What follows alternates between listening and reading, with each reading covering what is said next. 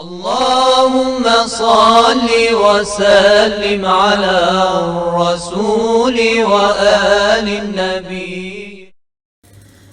بسم اللہ الرحمن الرحیم. محترم ناظرین، السلام علیکم ورحمۃ اللہ. نوا فاؤنڈیشن کی جانب سے بہترین دینی تعلیم کا سلسلہ معصوم قم face to face international online classes کے ذریعہ پوری دنیا میں جاری و ساری ہے. الحمدللہ بچے، بڑے، مرد و خواتین سب کے الگ الگ لیول اور الگ الگ کورسز ہیں. چلڈرن کلاسز میں ایکسپرٹ ٹیچرز کے ذریعے اردو، عربک، احکام، ترجمہ قرآن، دینیات، تجوید، قرات قرآن، حفظ، اخلاق، دعا اور خطابت سکھائی جاتی ہے. بڑے لوگوں کے لیے کلاسز میں تجوید قرآن، نہج البلاغہ، حسن تلاوت، ترجمہ و تفسیر قرآن، احکام، عقائد، خطابت، دعا اور تاریخ جیسے اہم موضوعات کی تعلیم دی جاتی ہے. سارے سرٹیفکیٹ المصطفیٰ انٹرنیشنل یونیورسٹی کی جانب سے دیے جاتے ہیں. اعوذ باللہ من الشیطان الرجیم. بسم اللہ الرحمن الرحیم. اللہم صلی علی محمد وعلی محمد وعجل فرجہم. ناظرین کرام، السلام علیکم ورحمۃ اللہ وبرکاتہ. میں ہوں آپ کا میزبان زرغام اعظمی. حوزہ معصوم قم نبا فاؤنڈیشن کی جانب سے منعقد کیے گئے نبا انٹرنیشنل کوئز کمپٹیشن کے اس تیسرے دور میں آپ سب کا استقبال کرتے ہیں. اور جو مسلسل گفتگو چل رہی ہے احکام اور ضروری مسائل کے حوالے سے، چونکہ ماہ رمضان المبارک بھی چل رہا ہے اور آج اور روزے کے اہم مسائل لے کے ہم حاضر ہوئے ہیں، اور ہمارے ساتھ گفتگو کرنے کے لیے موجود ہے اسٹوڈیو میں حجت الاسلام عالی جناب مولانا سید پیام حیدر رضوی صاحب، قبلہ دفتر آیت اللہ سستانی صاحب. لہذا چلیے قبلہ کی خدمت میں چلتے ہیں. قبلہ السلام علیکم ورحمۃ اللہ وبرکاتہ. وعلیکم السلام ورحمۃ اللہ وبرکاتہ. قبلہ، چونکہ روزے کے ادیان چل رہے ہیں، لہذا سب سے پہلا سوال یہ ہے کہ روزے کی اہمیت کیا ہے؟ بسم اللہ الرحمن الرحیم وبہ نستعین. روزہ دین کے ایک اہم واجبات میں سے، اس میں کوئی شک نہیں ہے کہ نماز کے بعد اگر کسی واجب کی اہمیت کو ہمیں بتایا گیا ہے تو وہ روزہ ہے. قرآن نے بھی کہا کہ یا ایھا الذین آمنوا کتب علیکم الصیام کما کتب علی الذین من قبلکم لعلکم تتقون. کہ اے صاحبان ایمان، آپ پر روزے کو لکھ دیا گیا ہے. دیکھیے کون سی چیز لکھی جاتی ہے. جب آپ دیکھیے ہمارے معاشرے میں والدین کہتے ہیں کہ ہم نے تمہارے لیے یہ چیز لکھ دی، یہ تمہیں کرنا ہی ہے. یعنی جب کسی چیز کی اہمیت کو بتانا ہوتا ہے تب کہا جاتا ہے کہ یہ چیز لکھ دی گئی. ویسے تو اسلام کا ہر قانون لکھا ہوا ہے، لیکن روزے کے بارے میں کہا جا رہا ہے کہ ہم نے آپ کے اوپر لکھ دیا ہے. تو اس سے روزے کی اہمیت آپ خود سمجھ سکتے ہیں کہ اسلام میں روزے کی کیا اہمیت ہے. کتب علیکم الصیام کما کتب علی الذین من قبلکم. ایسا نہیں کہ ہمارے اسلام میں روزہ واجب ہوا، بلکہ اس سے پہلے گزشتہ امتوں میں بھی روزہ واجب تھا. کیوں واجب ہوا ہے اس کی وجہ بھی بتائی گئی ہے. لعلکم تتقون، تاکہ آپ تقوی الہی اختیار کریں. یقیناً جب ہم دن کا ایک اچھا خاصا حصہ ہم بھوکے ہوں گے، اور ہمارا جو ایک ابتدائی ضرورت ہے، بھوک اور پیاس انسان کی ایک ابتدائی ضرورت مانی جاتی ہے، تو ہمیں بھوکوں کی اور غریبوں کی بھوک و پیاس کی یاد آئے گی، اور احساس ہوگا کہ بھوک کیا ہوتی ہے. احساس یہ کیا ہوگا کہ شکم خالی اور پیٹ خالی ہونے سے کی جو ایک سختی ہے اس کا احساس انسان کو ہوگا. تو اسلام نے، اور صحت کے لیے بھی فائدہ مند ہے، حدیث میں ملتا ہے کہ روزہ آپ کی صحت کے لیے فائدہ مند ہے. صوموا تصحوا، روزہ رکھو تاکہ صحت مند رہو. تو ان چیزوں کو مد نظر رکھتے ہوئے اسلام نے روزے کو ہم پر واجب کیا ہے، کیونکہ اسلام کا ہر قانون اس لیے ہے تاکہ اس کے ذریعے سے ہم تک فائدہ پہنچے، دنیاوی فائدہ پہنچے، اخروی فائدہ پہنچے. تو ایک مومن، ایک شیعہ اہل بیت، ایک محب اہل بیت کے لیے یہ کہیں زیبا نہیں دیتا ہے کہ وہ ماہ رمضان میں روزہ خالی کر رہا ہے، نماز نہیں پڑھ رہا ہے اور پھر روزے بھی نہیں رکھ رہا ہے، اور یہ کہے کہ ارے ٹھیک ہے رکھ لیں گے، 10 پیس رکھ لیں گے، 2-4 رکھ لیں گے، ہم نے رکھ لیا اور جاب ہے اور سروس ہے. نہیں، دیکھیے دین کے جو اہم واجبات ہیں اگر ان کے بنسبت ہم سستی کریں گے تو ہمارا معاشرہ پستی کی طرف، تباہی کی طرف، بربادی کی طرف جاتا ہوا نظر آئے گا. بہت سی جو مشکلات ہمارے معاشرے میں ہیں اسی لیے کیونکہ ہم دین کے واجبات کو اس انداز سے اہمیت نہیں دیتے ہیں جس طریقے سے اسلام نے اہمیت دلائی. بے شک. قبلہ روزے کی نیت کب اور کیسے کرنی چاہیے؟ ہاں، ماہ رمضان میں جب روزہ رکھتے ہیں تو بھئی ہر عمل خیر کے لیے، ہر عمل کے لیے بلکہ نیت کا ہونا ضروری ہے، خاص کر کے اگر وہ عمل عبادی عمل ہے، یعنی اس میں عبادت کا تصور پایا جاتا ہے. روزہ بھی عبادی عمل میں سے، اگر بغیر نیت رکھے ہم ایک ہفتے بھی بھوکے رہیں تب بھی ہمیں روزے کا ثواب و اجر نہیں ملے گا. تو روزے کی نیت میں کیا ضروری ہے؟ بہت سے لوگ کہتے ہیں کہ نماز صبح سے پہلے اٹھیں، کچھ کھائیں اور روزے کی نیت کریں پھر سوئیں. اگر سوئے رہ گئے تو روزہ نہیں ہوگا. تو ایسا نہیں ہے. نیت ایک قلبی عمل ہے، دل سے اس کا تعلق ہے. اور دل سے تعلق کا مطلب یہ ہے کہ اگر آپ کے دل میں یہ ہے کہ ہمیں کل روزہ رکھنا ہے، تو آپ اگر اٹھ بھی نہیں پاتے ہیں، صرف یہ سوچ کے سوتے ہیں کہ کل کا دن ہمیں روزہ رکھنا ہے. ایک ہوتا ہے کہ بھئی ہم کل روزہ نہیں رکھیں گے، ہمیں سفر پہ جانا، چاہے ہماری جاب ہے یا کوئی بھی، اہمیت نہیں دے رہے ہیں خدا نخواستہ، تو وہ نیت نہیں ہوگی. لیکن نہیں، ماہ رمضان چل رہا ہے، روزہ رکھنا ہے، نیت کر کے سو گئے، صبح اٹھے، دیر میں اٹھے، سحری بھی نہیں کھا پائے، اذان ہو گئی تب اٹھے، تو آپ کا روزہ مانا جائے گا. مولانا ہم کیونکہ اٹھ نہیں پائے اور نیت نہیں کر پائے اس لیے ہمارا روزہ باطل ہو گیا، ایسا بہانہ نہیں چلے گا. نیت ایک قلبی عمل ہے. نیت کی مختصر تعریف یہ ہے جس کو کہا جائے، اور بالکل خلاصہ اور مختصر تعریف اور آسان تعریف نیت کو آسان بنانے کے لیے، کہ جب آپ سے پوچھا جائے کہ آپ کیا کر رہے ہیں تو آپ بتا سکیں کہ میں کیا کر رہا ہوں. تو اب آپ جب یہ سوچ کے سوئیں کہ ہمیں کل روزہ رکھنا اور سوئے رہ گئے، تو آپ سے پوچھا جائے آپ کیا کر رہے ہیں تو آپ بتا پائیں گے؟ نہیں بتا پائیں گے. بالکل بتائیں گے، میں روزہ رکھ رہا ہوں کیونکہ میں نے نیت کیا تھا. جیسے بہت سے لوگ جو ہے ایک مہینے کا پوری نیت کر لیتے ہیں، تو وہ بھی صحیح ہے. صحیح ہو بھی ہے. اب پورے مہینے کی نیت ہم نے کر لیا کہ ہمیں پورے مہینے کا روزہ رکھنا ہے، یہی نیت کافی ہے. تو نیت ایک قلبی عمل ہے، اور اس کا ریپیٹیشن ضروری نہیں کہ ہم اس کو دہراتے چلیں، ذہن میں اس کو لائیں، ایسا کچھ ضروری نہیں. بلکہ سوچ لیں، تصور کر لیں، آپ سے جب پوچھا جائے کہ آپ کیا کر رہے ہیں تو آپ بتا سکیں، یہی نیت ہے. بے شک. تو اب نیت میں شک کرنا، اور نیت ہوئی یا نہیں ہوئی، اور صحیح ہوئی یا نہیں ہوئی، زبان پہ نہیں لائے، نماز میں اور دوسرے عمل میں لوگ بہت کرتے ہیں. تو نیت پہ اتنا وسوسہ شک کرنے کی ضرورت نہیں ہے. عمل میں وسوسہ اور شک کریں کہ عمل ہمارا صحیح ہو اور جس طریقے سے اسلام نے کہا اس انداز سے انجام. قرآن کے لیے حوزہ معصومہ قم میں ایڈمیشن اسٹارٹ ہو چکے ہیں، جس میں 1 سال کا کورس مبلغہ کی سرٹیفکیٹ، 2 سال کا کورس عالمہ کی سرٹیفکیٹ، اور 3 سال کا کورس جس میں معلمہ کی سرٹیفکیٹ دی جاتی ہے. اور اس کی رجسٹریشن کی لاسٹ ڈیٹ ہے 31 مارچ 2023. 1 اپریل سے کلاسز اسٹارٹ ہو رہی ہیں. جزاک اللہ. قبلہ روزے کی حالت میں آنکھ، کان یا ناک میں دوا ڈالنا کیسا ہے، یا سر میں تیل لگانے کا کیا حکم ہے؟ دیکھیے، مین جو معاملہ ہے اس میں یہ کہ وہ چیز حلق تک نہیں پہنچنی چاہیے. اگر آپ ناک میں دوا ڈالتے ہیں اور آپ کو لگتا ہے کہ وہ حلق تک پہنچے گی تو پھر آپ اس کا استعمال نہیں کر سکتے. کان میں ڈالتے ہیں اور آپ کو یقین ہے کہ اتنی مقدار میں ڈال رہے ہیں کہ حلق تک خود پہنچے گی تو پھر نہیں ڈال سکتے. کہ کان میں کم ایسا ہوتا ہے کہ پہنچے، یا سر میں صرف تری محسوس ہوتی ہے تو اس کو مکروہ شمار کیا گیا ہے. لیکن اگر خود وہ چیز حلق تک پہنچ رہی ہے، جیسے ناک کے ذریعے آپ ڈال رہے ہیں، تو پھر آپ کا روزہ صحیح نہیں ہوگا، روزہ باطل مانا جائے گا. بے شک. جزاک اللہ. قبلہ اگلا سوال یہ ہے کہ جیسے پریگننٹ اور دودھ پلانے والی عورت کو روزہ رکھنا کیسا ہے، اس کے لیے کیا حکم ہے؟ دیکھیے، پریگننٹ خواتین کے لیے اگر روزہ رکھنا ان کے بچوں کے لیے نقصان دہ ہے، یعنی ان کے بچے جو ہیں شکم میں غذا نہیں ملے گی، بچہ کمزور ہو جائے گا، ڈاکٹر نے بھی کہا ہے کہ آپ روزہ نہ رکھیں، تو وہ خاتون روزہ ترک کر سکتی ہے، چھوڑ سکتی ہے. البتہ بعد میں اس کی قضا بجا لانی ہوگی. اگر یہ خاتون، کیونکہ روایت میں جو آیا ہے وہ حمل المقرب آیا ہے، ایک ایسا حمل جو ولادت کے قریب ہے، تو فقہا رضوان اللہ تعالیٰ علیہ نے، غایۃ اللہ ثانی نے بھی حمل مقرب کو حمل کیا ہے کس پہ؟ 8ویں اور 9ویں مہینے پر.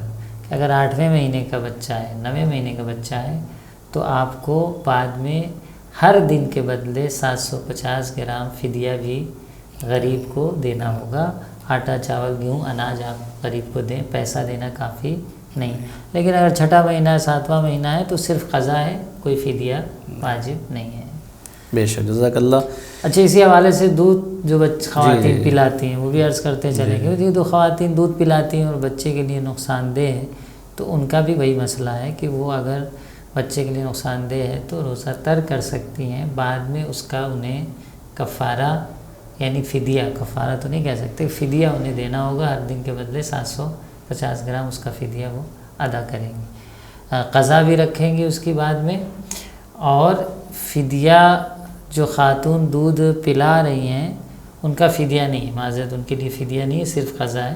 فدیہ صرف اور صرف حمل میں ہے، وہ بھی 8ویں اور 9ویں مہینے کا۔ بے شک، جزاک اللہ۔ بہت سے بچے یا بچیاں جو ابھی جن کا جیسے پہلا سال ہے، ابھی بالغ ہوئے ہیں اور پہلا روزہ ہے اور وہ کمزور بھی ہیں، تو ان کے لیے کیا حکم ہے روزے کا؟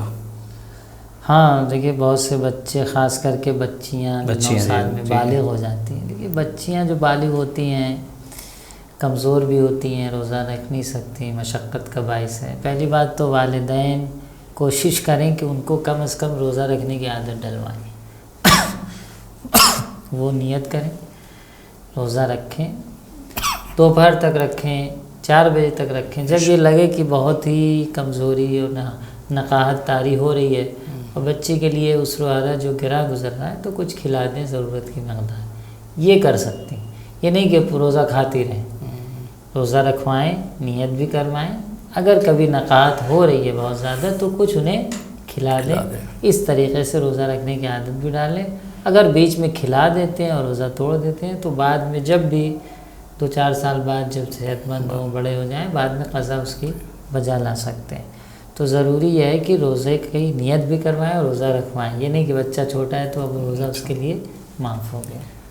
جزاک اللہ۔ قبلہ روزے کی حالت میں اگر غلطی سے کوئی کچھ کھا لے یا پانی پی لے تو اس کے لیے کیا حکم ہے؟ بہت سے لوگ سوچتے ہیں روزہ باطل ہو گیا، اب تو ہم نے عادت پڑی ہوتی ہے، خاص کر کے ماہ مبارک رمضان جب شروع ہوتا ہے صحیح، تو اب کل تک کھا پی رہے تھے، اب آج سے روزہ رکھے ہوئے ہیں، اب بھولے سے پتہ چلا کچھ کھانا پکا رہے ہیں اس میں چکھ لیا، باہر گئے کہیں پانی پی لیا، بعد میں یاد آیا کہ وہ تو ہم تو روزہ تھے۔ تو دیکھیے روزہ کب باطل ہوتا ہے؟ جب جان بوجھ کر آپ مبتلا تھے روزہ کو انجام دیں۔ اگر غلطی سے بھولے سے مبتلات روزہ میں سے کسی ایک کو انجام دیتے ہیں تو آپ کا روزہ باطل نہیں ہوگا۔ تو اگر کسی نے پانی پی لیا، کھانا کھا لیا، پیٹ بھر کے کھانا کھا لیا، بعد میں یاد آئے تب بھی اس کا روزہ باطل نہیں ہے۔ تو ناظرین بڑھتے اپنے اگلے سوال کی جانب، اور قبلہ سے اب اگلا سوال یہ کہ روزے کی حالت میں انجیکشن یا بلڈ ڈونیشن کرنا کیسا ہے؟ ہاں بہت ہی مبتلا مسئلہ ہے، کیونکہ انجیکشن لگانے سے لوگ گھبراتے ہیں۔ دیکھیے روزے کی حالت میں خون نکالنا مکروہ ہے، کچھ ایسا کام کرے کہ بدن سے خون نکلے، اور اس کی وجہ ہے کیونکہ کمزوری کا باعث ہوتا ہے۔ لیکن ان تمام چیزوں کے باوجود اگر آپ خون ڈونیشن کرتے ہیں یا انجیکشن لگواتے ہیں تو آپ کا روزہ باطل نہیں ہوگا۔ لوگ یہ سوچتے ہیں کہ ڈونیشن کر دیا تو روزہ باطل ہو گیا، انجیکشن لگوا لیا تو روزہ باطل ہو گیا۔ ان چیزوں سے روزہ باطل نہیں ہوتا ہے۔ خون نکلوانا کمزوری کا باعث ہوتا ہے، اس لیے علماء نے، فقہاء نے اس کو مکروہ ضرور شمار کیا ہے، لیکن مبتلات روزہ میں سے نہیں ہے۔ جزاک اللہ۔ قبلہ کون سی چیزیں یعنی کن چیزوں سے روزہ باطل ہو جاتا ہے؟ ہاں یہ بہت اچھا سوال ہے، کیونکہ بہت سے لوگ الگ الگ چیزیں پوچھتے ہیں۔ ہم نے سر پہ تیل رکھ لیا تو کیا باطل ہو جائے گا؟ ہم نے میک اپ کر لیا تو کیا باطل ہو جائے گا؟ ہم نامحرم کے سامنے چلے گئے، جیسے نماز کے بارے میں ایک تصور ہے کہ ہم نامحرم کے سامنے چلے گئے تو کیا قبلہ روزہ باطل ہو جائے گا؟ تو سب سے اہم یہ ہے کہ ہم ان چیزوں کو جانیں جس سے روزہ باطل ہوتا ہے۔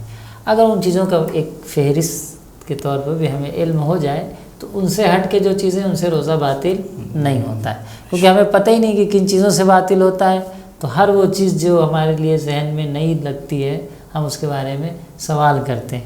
میک اپ کر کے آ گئے تو باطل ہو جائے گا، یہ اس طرح کے سوالات آتے رہتے ہیں۔ تو ایک فہرست ناظرین، کیونکہ مسائل تو اس کے بہت تفصیلی ہیں، لیکن ایک فہرست جانیں کہ کن چیزوں سے روزہ باطل ہوتا ہے۔ سب سے پہلی چیز کھانا اور پینا، یہ تو واضح ہے، سب جانتے ہیں کہ کھانے اور پینے کو ترک کرنے کا ہی تو اصل حقیقی روزہ ہے۔ اور بھی چیزیں ہیں لیکن اصل جو چیز روزے میں بنیاد ہے وہ یہ کہ ہم کھانے اور پینے کو ترک کریں۔ اس کے ساتھ ساتھ کھانے پینے کے علاوہ جو ہے وہ ہم بستری کرنا دن میں، اس سے بھی روزہ باطل ہو جاتا ہے۔ استمنا کوئی ایسا کام کرنا جس سے انسان کا اسپرم منی خارج ہو، جان بوجھ کر عمدن ایسا کرتے ہیں تو روزہ باطل ہوتا ہے۔ یہ ہم فہرست بیان کر رہے ہیں، اور اس کے تفصیلی مسائل آپ توضیح میں اور توضیح مسائل میں رجوع کر سکتے ہیں، یا کمنٹس باکس میں آپ کے اگر کوئی مسئلہ ہو تو پوچھ سکتے ہیں۔ خداوند متعال پیغمبر گرامی اسلام ائمہ طاہرین علیہم الصلاۃ والسلام کے بنسبت جھوٹی نسبت دینا، جھوٹی نسبت دینا کہ رسول اللہ نے یہ کہا، ہوتا ہے نا ہمارے یہاں فلاں معصوم نے یہ کہا، حدیث کا پتہ ہی نہیں کہ کون سی حدیث ہے، کہیں سے وہی حدیث آئی اسی میں یہ بھی لوگ سوال کرتے ہیں، مولانا حدیث تو بہت آتی ہے، ہم فارورڈ بھی کرتے رہتے ہیں۔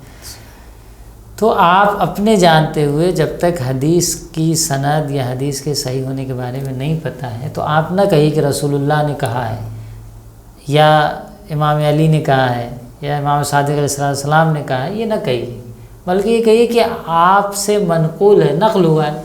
اب صحیح نقل ہوا ہے، غلط نقل ہوا ہے، وہ ناقل کے اوپر چلا جائے گا۔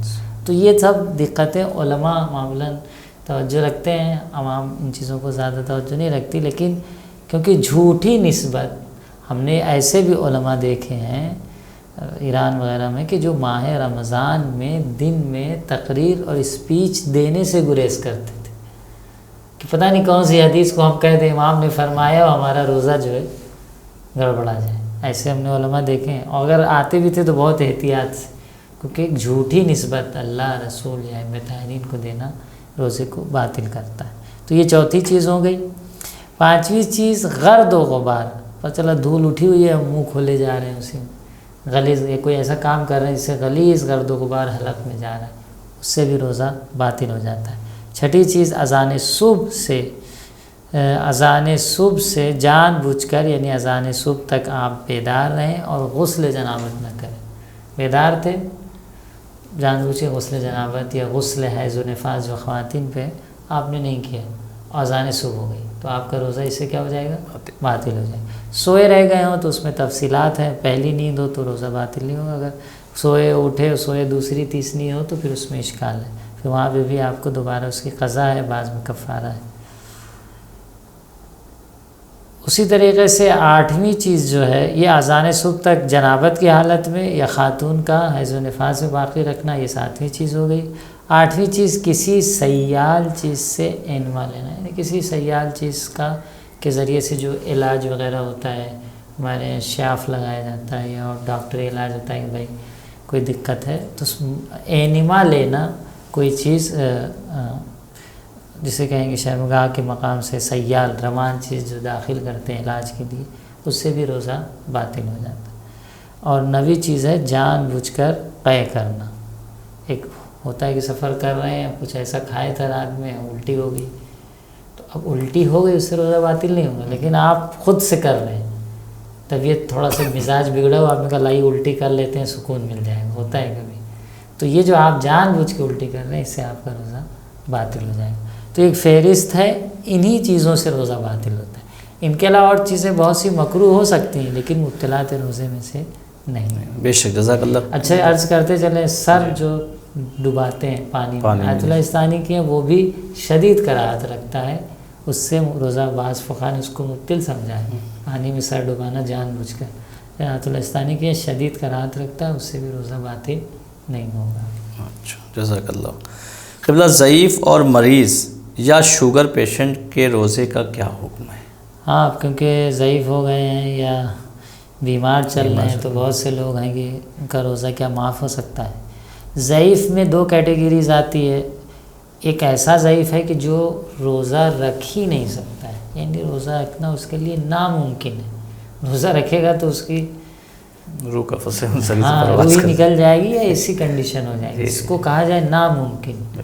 اگر ناممکن ہے تو روزہ تو اس پہ واجب نہیں ہے، کفارہ بھی نہیں ہے۔ کفارہ یعنی وہی فدیہ جو 750 گرام ہر دن کے بدلے دیتے ہیں، وہ اس پہ واجب نہیں، جسے شیخ کا کہا جاتا ہے بہت ضعیف۔ اور ایک ہوتا ہے کہ نہیں ضعیف ہیں لیکن اتنے بھی ضعیف نہیں ہے کہ روزہ رکھیں تو جان نکل جائے، یہ کہ تھوڑا زحمت ہوگی، بھوک لگے گی، نقاہت آئے گی۔